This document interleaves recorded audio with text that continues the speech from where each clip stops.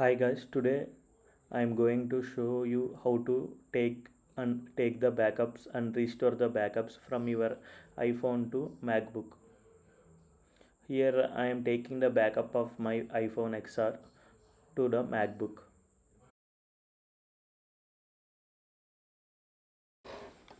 Okay, after connecting data cable to your MacBook and iPhone, you can open Finder. In the Finder, you can see see locations, and it's naming as drug iPhone. It's my iPhone name.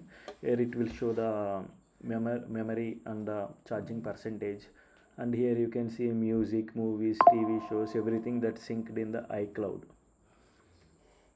In order to take the backup, where you can see here option backup now and restore backup, you need to click on the backup now. Here some options are there: encrypt backup, don't encrypt. So when you click on encrypt backup, it will ask you the password, and when you restore the backup, you need to enter same password or your password will be lost. Here I am entering the password again and again 2 times, and that's how you need to set the password.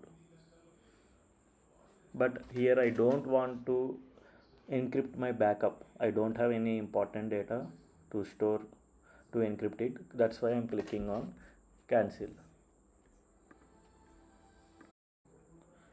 Here I don't need to encrypt my backup. That's why I'm clicking on don't encrypt. Here in the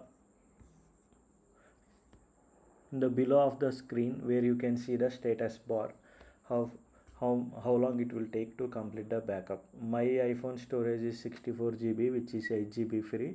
That means it is my iPhone is having roughly 56 GB data,